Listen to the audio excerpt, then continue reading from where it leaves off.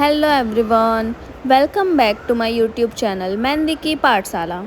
I am Neha, and if you are passionate about learning beautiful Mehndi design in easy and creative way, then you are absolutely at the right place.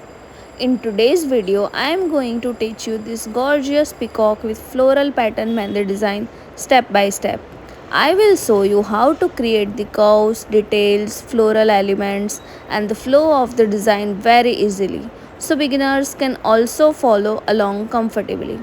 If you want to learn Mehndi completely free, from basic to advanced designs, bridal Mehndi, floral patterns, Arabic designs, creative techniques, cone control, and much more, then make sure to subscribe to this channel and press the bell icon so you never miss any upcoming tutorials and live classes. And don't forget to comment down below what kind of Mehndi design or technique you want to learn next. I would love to create videos based on your request. Now, without wasting any time, let's begin today's beautiful peacock floral Mehndi tutorial. सबसे पहले हमने peacock का body बनाया है। हमने पहले से ही पूरी पैटर्न बना के रख दी है। आज हम सिर्फ फीलिंग सीखेंगे कि उसके अंदर आपको डिज़ाइंस कैसे बनानी है। तो जब भी हम पिकॉक की बॉडी बनाते हैं, उसका जो पेट होता है उसके अंदर हमने एक छोटा सा सेम शेप बना दिया है और उसके अंदर हमने शेडिंग किया है। उसकी नेक को पूरा डार्क कर दिया है और फेदर्स हम बना रहे हैं एकदम छोटे छोटे। फेदर्स के अंदर आपको एकदम छोटी छोटी डिज़ाइंस बनानी है और ये कटवर्क होगा जिसमें आपको डिज़ाइंस एकदम बाजू बाजू में बनानी है, गैप नहीं रखना है। अगर आप गैप ज़्यादा रखोगे तो वो डार्क दिखेगा और किसी को भी डार्क बहुत ज़्यादा पसंद नहीं आता। फेदर्स बनाने के बाद हमने फ्लावर्स के अंदर शेडिंग करना है। बाहर से अंदर की तरफ आपको शेडिंग करना है स्ट्रोक्स की तरह। आपको कोन राउंड घुमा के फ्लावर के अंदर शेडिंग नहीं करना है। जब आप सारे फ्लावर्स के अंदर शेडिंग कर लो, उसके बाद उसकी आउटर लाइन को प्रॉपर डार्क करना है। बॉर्डर डार्क करते टाइम आपको ध्यान रखना है कि फ्लावर का जो शेप था वो सेम रहना चाहिए, उसको आपको चेंज नहीं करना है, वही शेप में आपको डार्क करना है। उसके बाद हमने जो लीव्स बनाए हैं उसके अंदर हम 2 लाइंस ड्रॉ करेंगे सेंटर में, बिकॉज़ हम साइड में डार्क लाइंस करने वाले हैं। तो आपको सेंटर में स्पेस खाली रखनी पड़ेगी, तभी जाके लीफ का लुक आएगा। और जब पूरी डिज़ाइंस बन जाएगी ना, तब आपको पता चलेगा कि ये कितना ब्यूटीफुल लगता है।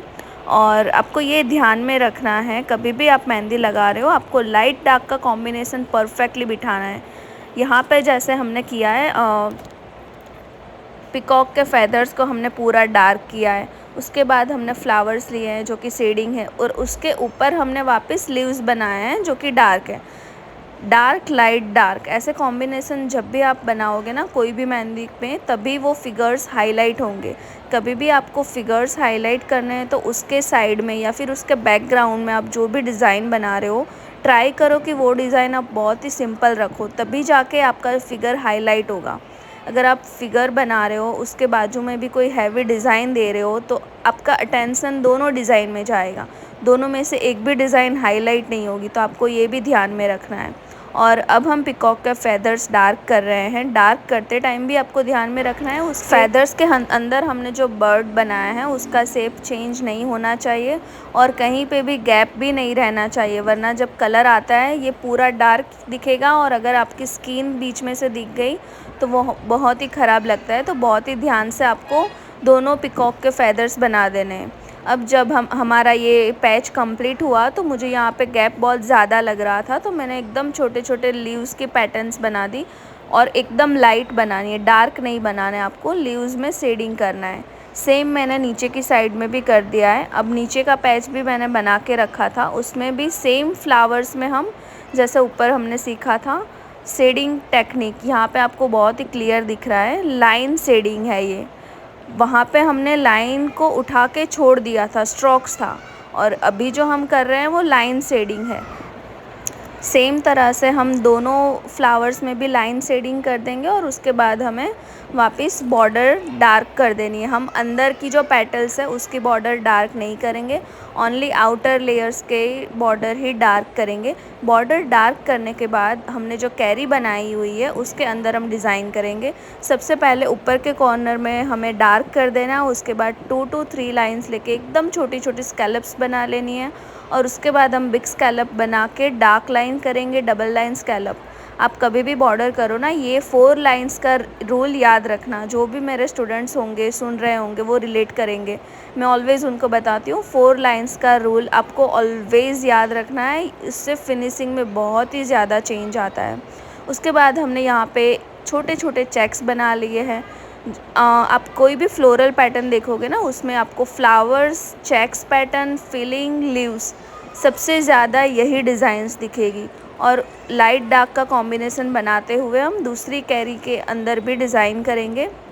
सेम उसी तरह से सबसे पहले हम ऊपर का कॉर्नर डार्क कर देंगे। 3 to 4 लाइंस ड्रॉ करने के बाद 3 to 4 लेयर्स हम करेंगे स्कैलप्स। उसके बाद हमने यहाँ पे एक बॉर्डर ली हुई है, उसके बाद हम पूरी कैरी में फिलिंग कर रहे हैं और पूरी कैरी कंप्लीट होने के बाद उसको डार्क करना भी मत भूलना। और कैरी जब भी हम डार्क करते हैं उसका जो बाहर सी वाला पार्ट है उसको हमें ज़्यादा डार्क करना है। और जैसे ही ये ख़त्म होगा, don't forget to like this video. If you like this technique then please comment कि आपको वीडियो कैसा लगा, अच्छा लगा, आपको और कुछ सीखना है या फिर इसमें अगर कोई भी डाउट्स है तो भी आप मुझे बताइए। I am ready to clear your all doubts and feel free to ask. You can ask anything about mehndi. उसके नीचे हमने एक बेल्ट लिया हुआ है जिसमें हम लोटस का कटवर्क कर रहे हैं। जब भी आप कटवर्क करो ना तो आपको ध्यान रखना है कि ज़्यादा से ज़्यादा गैप आप कवर करो डिज़ाइन से।